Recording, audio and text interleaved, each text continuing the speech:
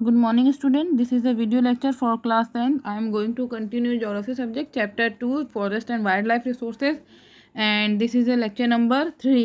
So, student, हम बात कर रहे थे स्पीसीज की कि कितने तरह की स्पीसीज होती हैं। 6 टाइप की स्पीसीज होती हैं: natural species, endangered species, vulnerable species, rare species, endemic species, existing species. देखिए द डिफरेंस कैटेगरीज, ये जो प्लांट और एनिमल के ऐसे स्पीसीज है जिनको international union conservation of nature and natural resources ने इनको ये 6 भागों में स्पीसीज में डाला गया है।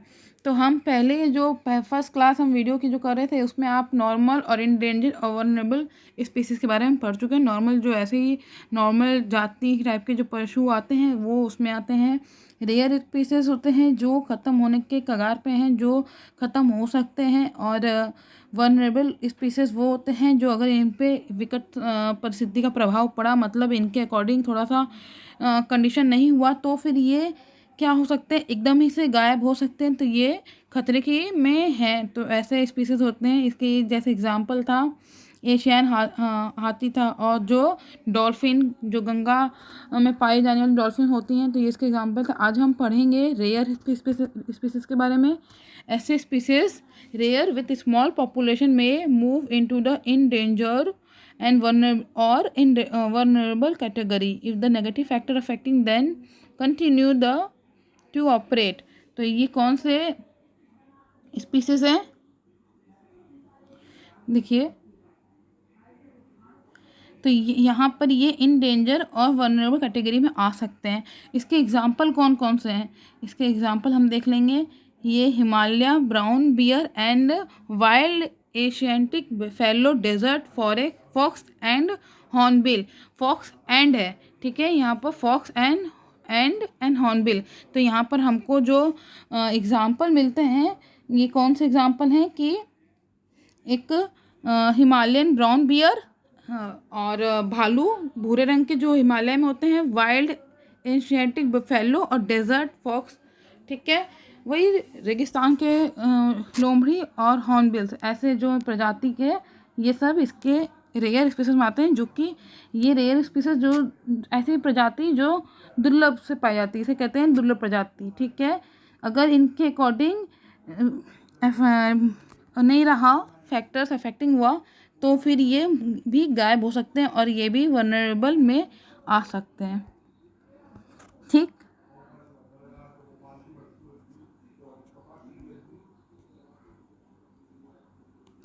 इंडेमिक स्पीसीज क्या होते हैं कि ऐसे जो स्पीसीज जो किसी जियोलॉजिकल तरीके से या कोई नेचर तरीके से पाए जाते हैं। मतलब कि देखिए नेचुरल और जियोलॉजिकल बैरियर, मतलब कि यहाँ पर इनका फ़र्क पड़ता है प्रकृति का, और वहाँ की जो भौगोलिक सीमाएं होती हैं उस पर अलग कारण इन पर प्रभाव पड़ता है, जिससे ये वहाँ पर ये पाए जाते हैं। जैसे ये केवल उस एरिया में ही पाए जाएंगे, हर जगह नहीं पाएंगे। जैसे कि एग्जाम्पल में अंडमान टील, ठीक है, और ये निकोबार कबूतर जो हैं pigeon and Andaman wild pig.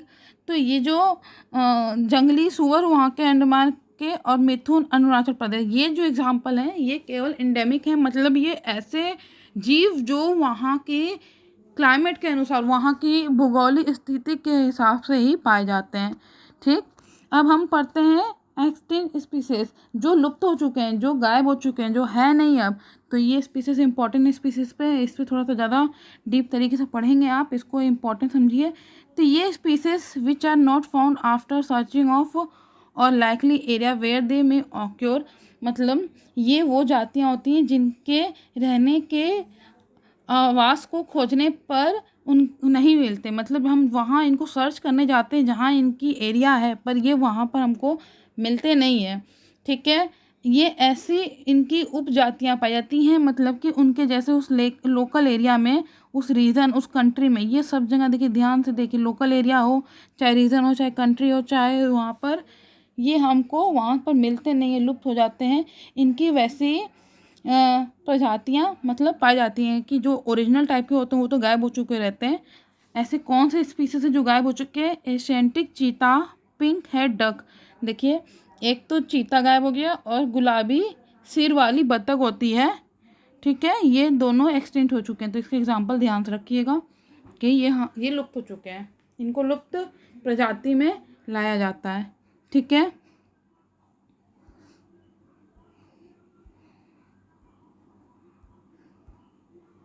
अब हम पढ़ेंगे एशियंटिक चीता गए कहाँ। एशियंटिक चीता जो थे वो कहाँ गए, वेयर डिड दे गो। तो एग्जाम में भी पूछ सकता है।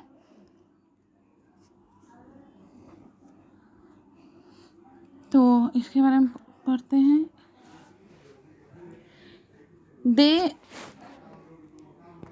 The world fastest land mammals, ये क्या होते हैं, ये जो एशियंटिक चीता होते हैं ये बहुत तेज़ दौड़ने वाले, ये भूमि पे या मतलब काफ़ी तेज़ दौड़ने वाले और मैमल्स में आते हैं, ठीक है। किस में आते हैं, ये मैमल्स में आते हैं। और इनका देखिए इनका एक और नाम भी है, ठीक।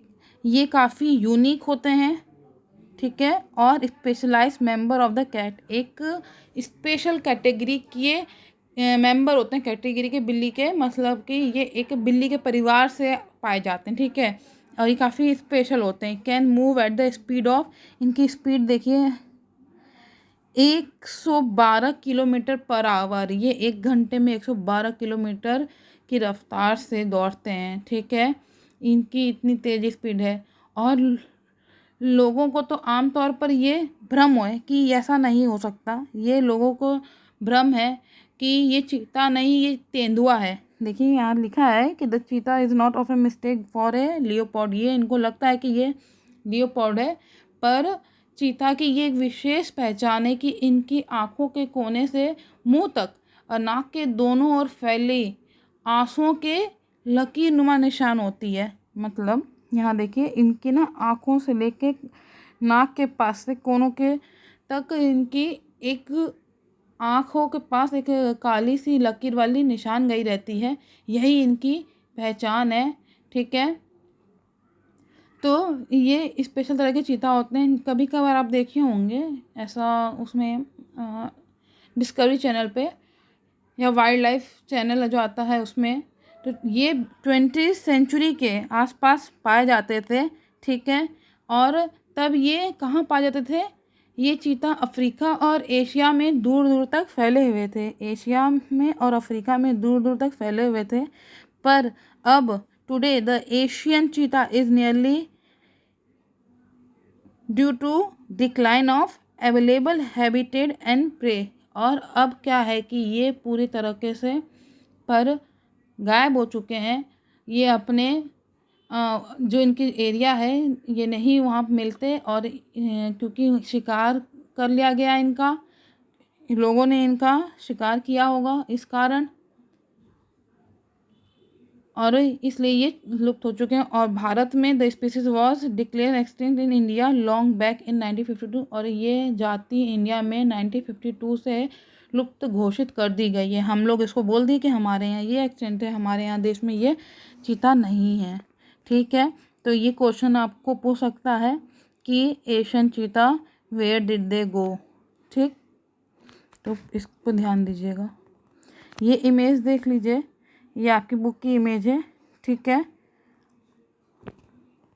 इसमें बहुत सारी ऐसी चीज़ें जो शायद इंडेमिक हो चुके हैं, एक्सटेंस हो चुके हैं।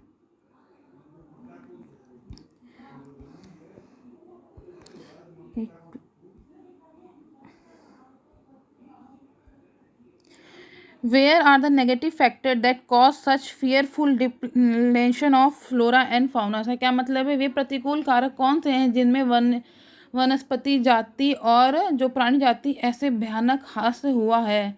मतलब कि कौन सा कारण था जिनके कारण ऐसे ये हमारे जो एक्सटिंक्ट होते जा रहे हैं या गायब होते जा रहे हैं, जिनके कारण गंदा इनके ऊपर इफेक्ट पड़ गया। We have transform nature into resources obtaining directly and indirectly from the forest and wild life, wood, bark, leave, rubber, medicine, dyes, food, fuel, fodder and manure. हम क्या करते हैं कि हम चारों तरफ से अगर देखा जाए तो हम प्रकृति से बहुत संसाधनों को अपने लिए इसको परिवर्तित करते हैं, हम बहुत सारी रिसोर्सेज को अपने ज़रूरत के लिए चेंज करते जा रहे हैं, उसमें ट्रांसफॉर्मेशन करते जा रहे हैं। हम लकड़ी, छाल, पत्ते, रबर, दवाइयाँ, भोजन ईंधन, चारा, खाद सभी तरह के चीज़ों को अपने रूप में लेने के लिए वनों से और वन जीव से प्राप्त कर रहे हैं। मतलब हम उन उसके लिए सबकी बलि चढ़ाते जा रहे हैं, चाहे वो जंगल हो चाहे वो जंगल जीव हो। ठीक है। The greatest damage inflicted on Indian forest was during the colonial period due to the expansion of the railway, agriculture, commercial and scientific, forestry and mining activity. तो इंडिया में, भारत में क्या किया, सबसे बड़ा नुकसान क्या किया कि हम अपने लिए कॉलोनीज, मतलब कि अपने यहाँ अपने कॉलोनीज बनाने के लिए हमें रेलवे लाइन या एग्रीकल्चर या व्यवसाय, चाहे कॉमर्स, चाहे जो भी चीज़ें हैं, इसको हम नष्ट करते चले गए। ठीक है। कॉमर्शियल थे, मतलब कि जो भी हमें कमाई वमाई करनी, वाणिज्य करना होता है, और उसके बाद जो भी हम साइंटिफिक फॉरेस्ट्री करनी होती है, खनन करना होता है, इन सब चीज़ों की वृद्धि करते चले गए, बढ़ाते चले गए अपने स्वार्थ के लिए। ये सब चीज़ें क्या है, एक ज़्यादा ओवर यूज़ करना, तो ये है ना, नष्ट करना ही हुआ। Even after independence, agriculture expansion continue to be one of the major cause of depletion of forest resource. तो स्वतंत्रता के बाद वन का, हम जो इतना संसाधनों का अपने कृषि को फैलाने के लिए, अपने एग्रीकल्चर को महत्वपूर्ण देने के लिए इस सब का साधन का यूज़ करते चले गए, इसको इम्पोर्टेंस देते चले गए, तो काफ़ी एक्सपेंशन करते चले गए। तो भारत में करीब 1951 से 1980 के बीच लगभग 26,200 स्क्वायर किलोमीटर हमने वन को, क्षेत्र को कृषि भूमि में परिवर्तित कर दिया। मतलब कि जो 1951 से लेके